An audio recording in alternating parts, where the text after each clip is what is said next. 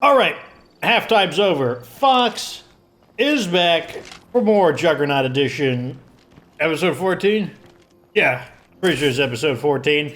So, where I last left off, kind of want to... Okay, we got a pair of bloaters there. Interesting. I think I want to clean up a little bit around our base. I think that's on the agenda for the immediate.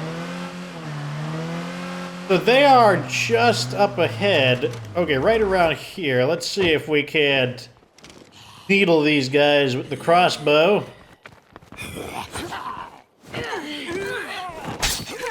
First, we got to get rid of this nosy Nancy. And plagued Paulina. There we go. I was trying to think, if it was a guy, would it be Nosy Nelson? That would be if it was a male zombie. Okay, we got him.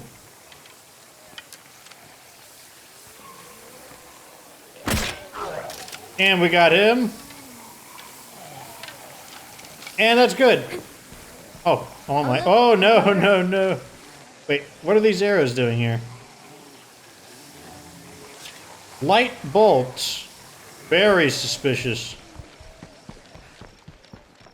Very suspicious. Another bloater in that area.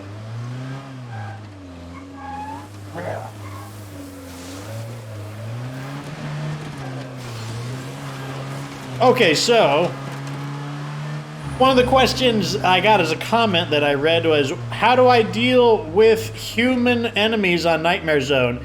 Very common question. Pretty much every single Nightmare Zone series someone asked that because it's a pretty good question.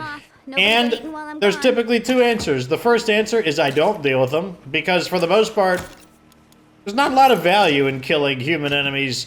They tend to not drop very good loot unless they change that, but typically they just drop a backpack, a close combat weapon, and, you know, some pretty ordinary guns. Like, you typically don't get, like, some kind of really awesome rare gun off of them. There are exceptions, but for the most part, you know, you don't really get very much from killing them. But the other half of it, where did all these people come from with, oh, I can give you a gun, and you'll become an ally. I think I'll do that.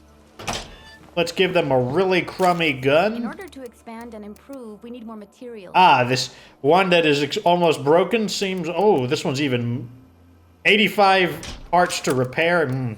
That seems like the kind of gun that I would want to give them. How do I detach the mod? There we go. Detach the mod. I'm going to put this away to make sure that they don't take my shotgun. I want to make sure they get this incredibly severely damaged PO7 that will probably just explode in their hands the moment they pull the trigger. That looks good. That's fine. What else are in the quests? We can ignore that one. We can ignore that one. We can ignore that one. Okay, so this is the one we want to do. Off we go. Oh, yes, and we're building the sniper tower. Yes, very nice.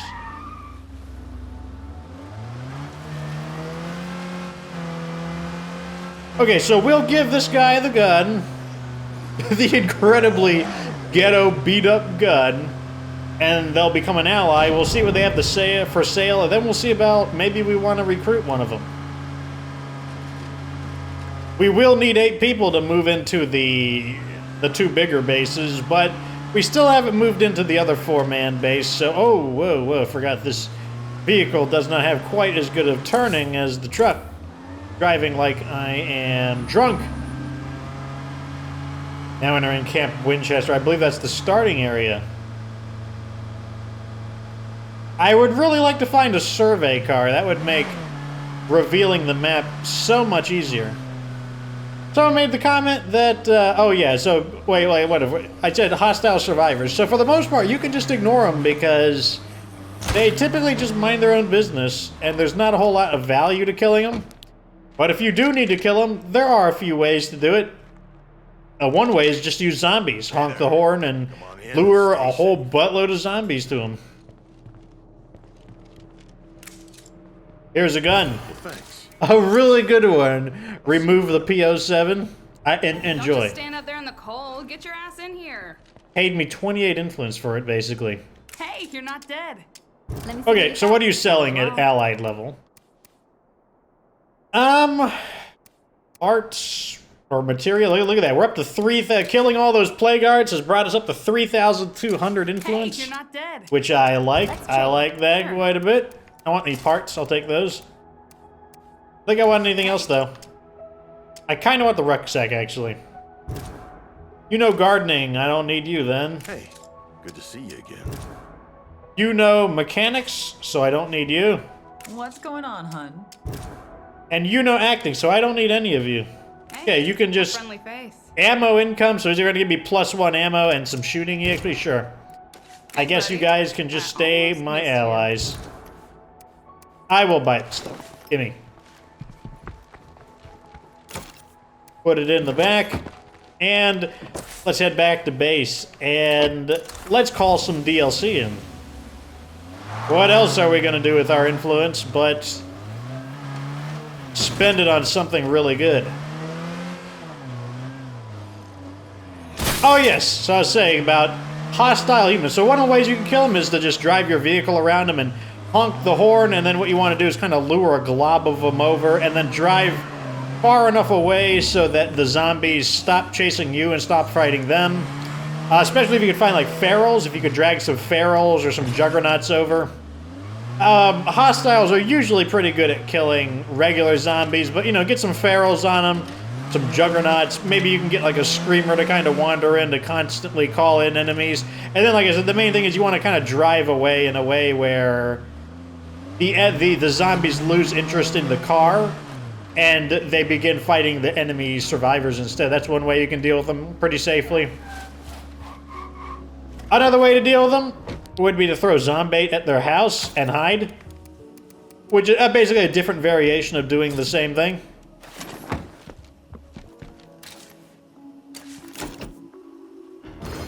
The reason you would use zombait is because zombait is a gigantic zombie lure. I mean, it's in the name, zombait.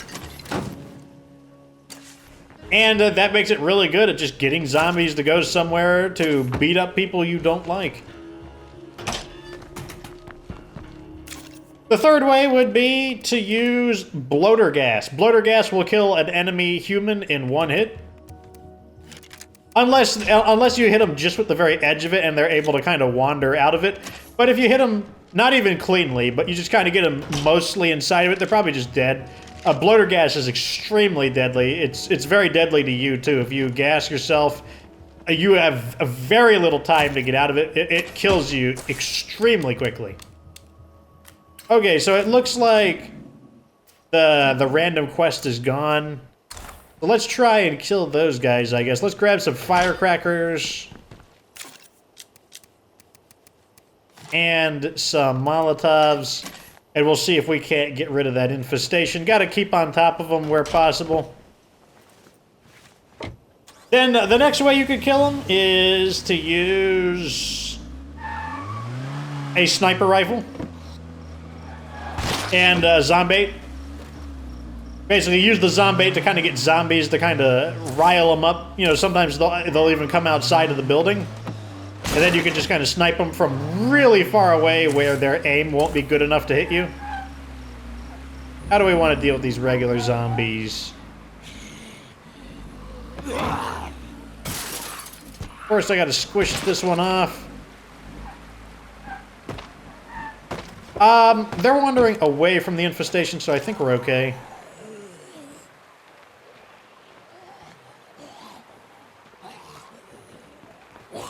Really? You saw me? That's surprising.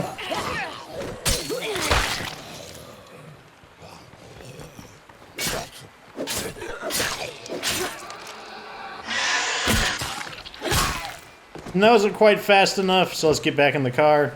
So you could see on the map, rewind it if you want, you could see additional sound waves emanating, and that's the screamer kind of link system. That occurs on all difficulties, but it's much more noticeable on Nightmare Zone. Basically, the way it works is when one screamer hears another screamer's scream, They all scream in response, and so they can create this super extra loud scream. Oh, he's gonna hit me. Rats. Well, back to base to change characters. Tried to be a little what happened there is we tried to be a little fancy, tried to, you know, find a better way to kill all of these guys without having to get out and fight them all. But in that case, the correct idea was to get out and fight them all.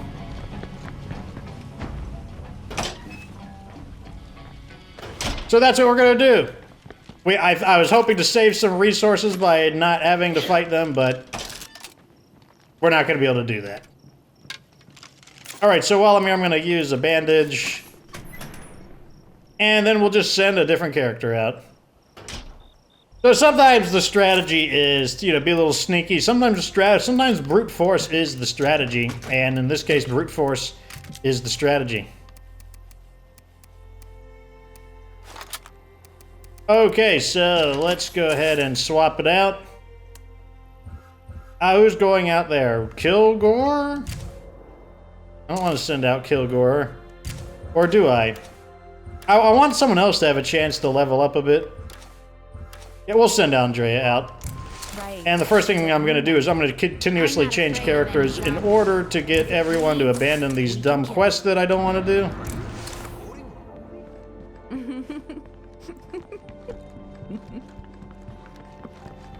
I wish I had a way to say I just never want to do those quests ever, because I never want to do those quests ever. I've done Action Hero once, and that was enough. Okay, let's try this again. Grab this and this. Heavy? Really? Do we have a lighter heavy weapon than that? This is 15 pounds, 10 pounds. Nope, we're using the lighter one. Let's use... Do we have an ultralight pack? Yes, we do. Okay, there we go. Now we're under the heavy carry. This is definitely a combat payload. Like, I mean, what, we have room for one lootable item. Might as well grab a better stamina item while we're out there.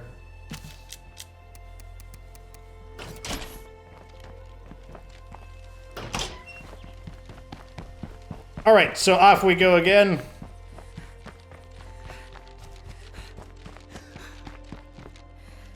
I think we are going to refuel. Oh!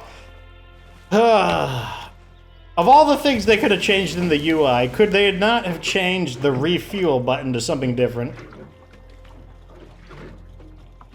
That's the one that gets me. I mean, maybe there's a way to manually... Actually, I don't think there is. Let me get a fuel tank out of here. Okay, transfer a fuel tank to the truck. And then grab it out of the trunk and put it in here. It's just so easy to accidentally get into the back of the vehicle. Okay, now to get rid of this infestation. Infestations are a pain. Look, we're like 13 minutes into the episode and we still have not destroyed this one infestation.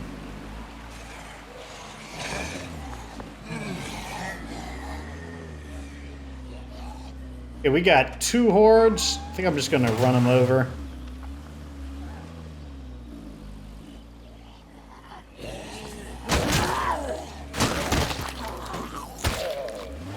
Just like this.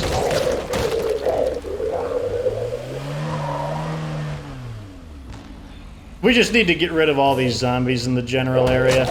I've had enough of them. There goes the door. Not an important door, though. Okay, so now that we've done it the more brute force method to clean out the initial group of zombies, let's go get us an infestation. Looks like it's in a clinic, too. I'm not sure if that clinic has been looted or not. Fire in the hole!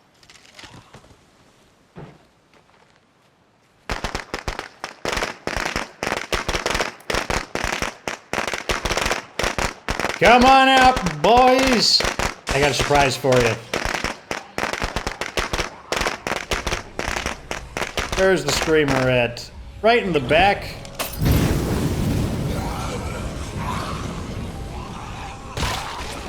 I love how calmly the Screamer burns. He's like odd fire, and he just kind of like stands there like, nah. I mean, it's like, it's a little bit hot, but I mean, come on, guys. Okay, so that was not the final zombie. I see nothing here. Time to move on. Ah. What did somebody like, bad boy, I don't want to see you for 10 minutes. Stare at the corner. Or, no, he's, this is, so what do you think he's doing? I think he is contemplating the meaning of this painting of the palm trees in the background. What do you think he's doing? That's my question to you. Maybe he's grounded and he's staring in the corner of the wall. Wait, what's this?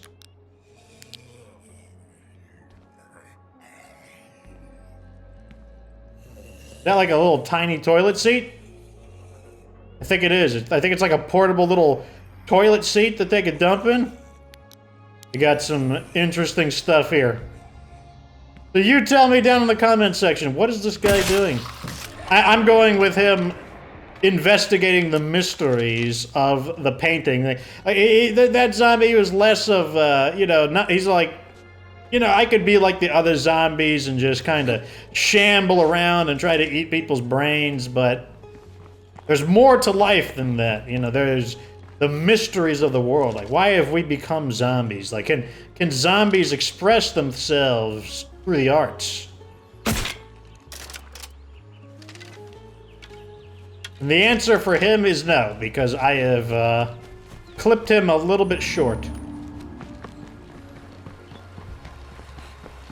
Okay, now that I've done ruminating about this subject, I need to kill this Screamer. Now that I've done ruminating about the subject and killing a random Screamer, is that a camp over there? I spy a camp over there. Desperado. Hobson Falls Maintenance Shed. Those could have some interesting things in them. Campsites can have interesting stuff. But we're not really in a looting mode right now, so we can't... We need to head back to base. And maybe I'll take a look at that after I drop this stuff off. Although it's also becoming daytime. Maybe I should do something more interesting during the day. I think I am going to do something more interesting in the day. Project complete, Vatos. Nice! Now we have the sniper support. I'm just going to leave it like this, and I think what we're going to do is Reconnaissance. We're going to start climbing up some of these survey points and just revealing more of the map, because unfortunately we don't have a survey car. Normally a survey car would be the way to go. So the Feral is mad that he arrived too late to try and get a piece of me.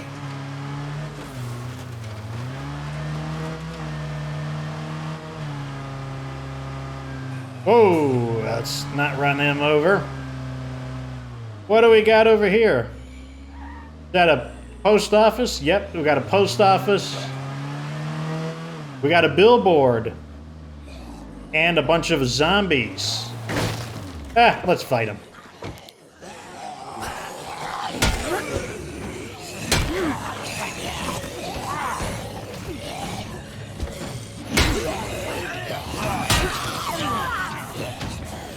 Trying to save a little bit of stamina.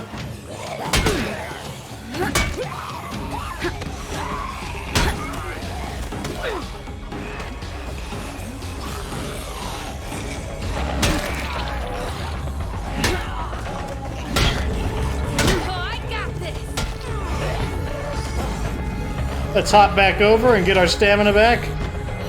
That's one of the good advantages of these kinds of areas, is that zombies have always been bad at climbing over fences, so we could use the fences to our advantage here.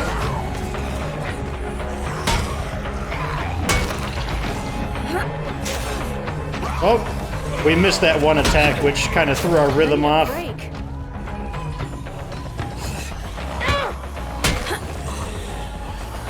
need a break. Ugh. Okay, let's start swinging out a little bit more. I'm going to go ahead and... I didn't want to use one of my I didn't want to use up... I can't even think while I'm fighting. It's so hard to think and fight with the heavy weapons at the same time.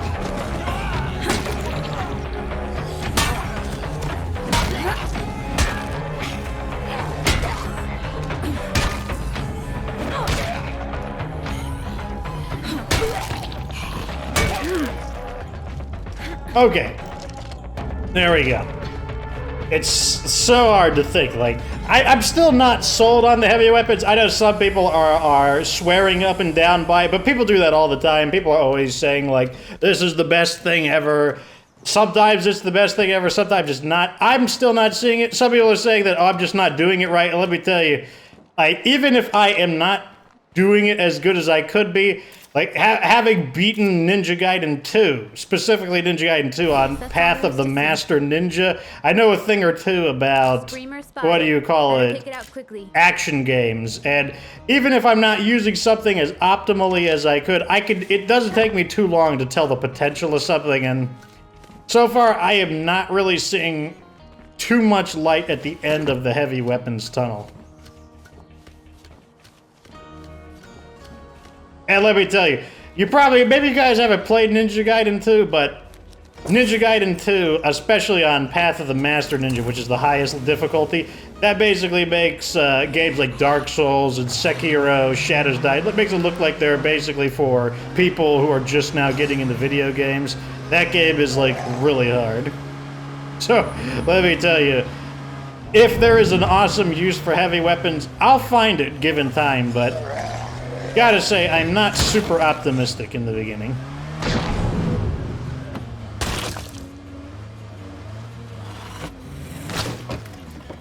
Alright, here's the next tower to climb up. Really, the problem with... I mean, I know why heavy weapons aren't as good as the State of Decay 1 version, and that's because Powerhouse did something different in State of Decay 1. So in Powerhouse, if you wanted to use heavy weapons, there were actually 2 skills for heavy weapons. One was just heavy weapons itself. Heavy weapons was a melee skill option, and then Powerhouse was a bonus skill. Powerhouse it wasn't a skill that, like, counted against you or anything. It was just a skill that people had or didn't have. It was completely a bonus skill. Like, the main character, well, what you would call de facto main character, that would be Marcus. He just had that as a skill, which was Powerhouse. And it's not something that you have to pick, it's just something that your character either is a Powerhouse or isn't, and you can't learn it any other way. So it was basically a bonus skill, and then on top of that, you could also learn the heavy weapons specialization. So you actually had the 2 skills combined that would make the heavy weapons drastically more powerful. You also got much better heavy weapon techniques. Both of them were really sweeping attacks. You had the spin attack, which is where you basically twirled around and swung the... What do you call it? Because they're extra greedy? Like they bogart all the best brains? Alright, strangers, let's meet up. We need to talk.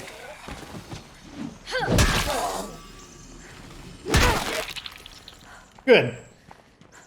So, and you got to pick between 2 special techniques for the heavy weapons. The first one you got was a twirling attack. You just spun around and swung the heavy weapon around you and just knock all the enemies down around you. And then the second one you got was basically this giant low sweep where you'd swing it at their knees, and you would basically chop the legs off of every zombie in front of you. Both of their legs too, so they'd basically be completely useless, like they wouldn't be able to fight back or anything. And the heavy weapons in State of Decay 1, they did use up a lot of stamina, and they did use up, and they were very slow, but in return, they were just insanely, they did like, they knocked down zombies very frequently, and they killed zombies in one hit really frequently. Like, you would typically kill a zombie in one to two hits, 3 sometimes, and that's talking about just like swinging left. And it's not like a rare occurrence. Like, someone left a comment that, oh, in State of Decay 2, I killed some zombies 5 in 1 stroke. Yeah, that's like a really uncommon occurrence, though, because I do have a character.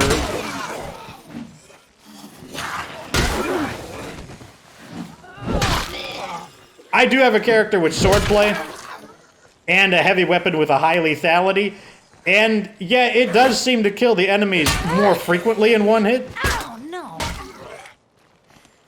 But not so frequently where I could actually rely on thinning out zombies to such an extent where you just kind of like swing away and just like rip through them. Whereas that was the case in State of Decay 1.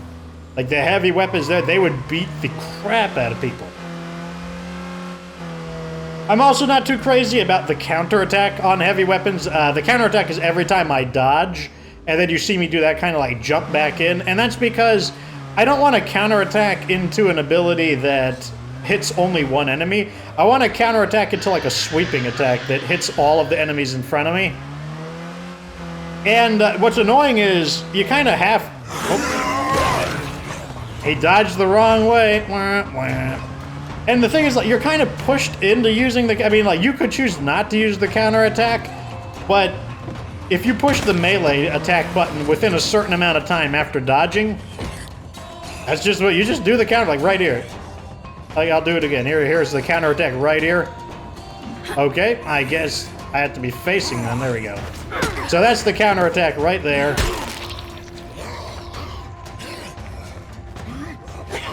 Now, I could delay. See that? See, I delayed it there, and it still came out.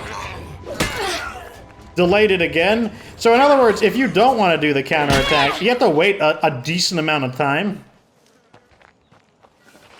And when you're fighting a lot of zombies, I don't know. I don't want to do that. I don't want to take this one giant swing that's going to hit one target.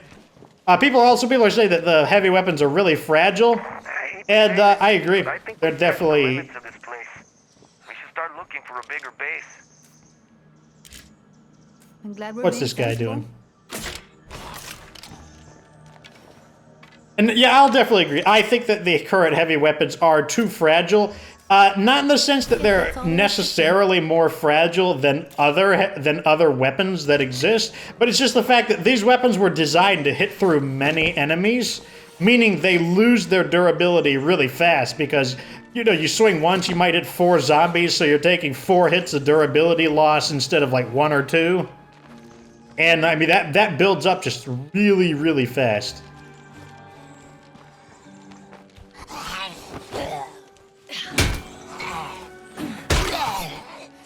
Now right there, you know, we killed that one pretty cleanly.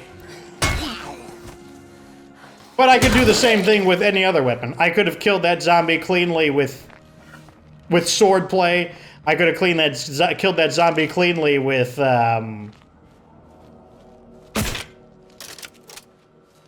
overshot like crazy on that one. I could have cleared. What am I? What's happening? I can't move. Okay, there we go. Character was going nuts for a little bit.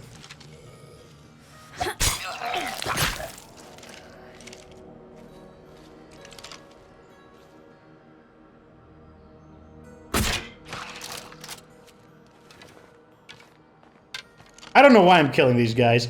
For some reason, when I saw this pond, and I'm just attracted to it, and something is just telling me to snipe these zombies in the pond. It's just like a compulsion, and I'm just following up on this compulsion.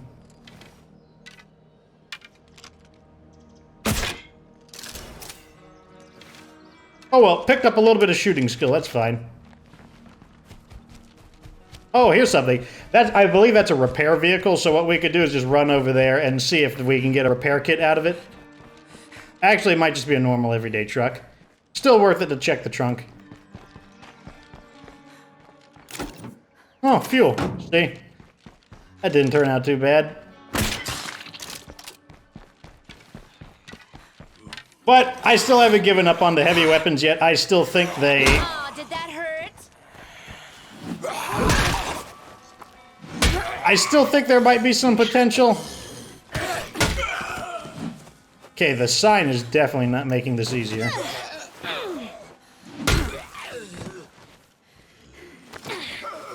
Oh my god, it's because I'm out of stamina, that's what it is. So tired. Wow. How many times do I gotta stomp your face? There we go.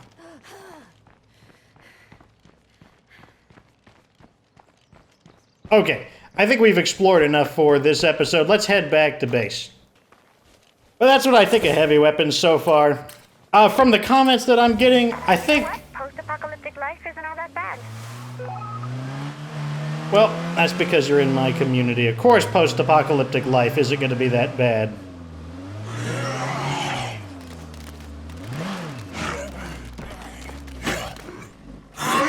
Maybe I let him get on board real quick. Got him. Let's get the other one to get on board real quick. No, not you. You're not worth any points. There we go. A quick 100 influence right there. Maybe a little more if we got the bonus for breaking the horde up. But yeah, those are some easy ways to kill the ferals. I mean, there are many ways to deal with ferals. Fighting them directly, typically not the best way, but sometimes you just... I would recommend, if you have the opportunity to duel ferals in melee combat in a fairly safe environment, I would recommend doing it. It is important to know how to fight ferals in melee combat. Even if you want to prefer to use kind of like various methods to like cheap shot them or something, that's fine too. But you do want to know how to fight ferals in melee combat. I would highly advise that, because sometimes you'll be boxed into a really bad situation and you just have no choice. You just have to do it. And in a situation like that, you're going to wish you knew how to...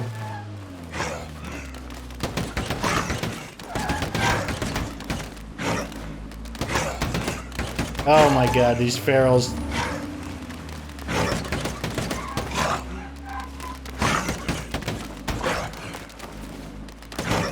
I'm trying to let him get on, but he's just being a doofus.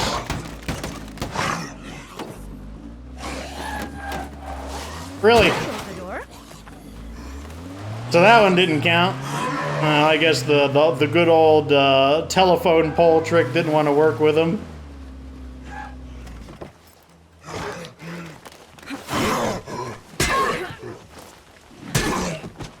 I wonder if I lock him on nope. That's not good. I need a weapon! Well, one-on-one I don't need a weapon. Well, oh! I need a weapon. Is anyone going to help me in this base? Is anyone going to help me in this base? I mean, I could dodge you all day. It's really... Is anyone going to help me in this base?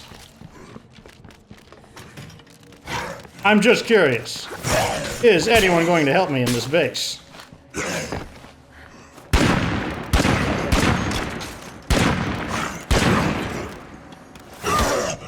Ow, you jerk. Almost out. Finally, somebody help me in this base. Okay.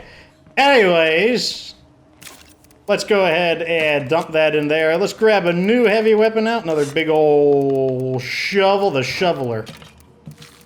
Put these away. What weapon are you going to guard the base with? I don't know. You can guard the base with this Hunter's Viper, I guess.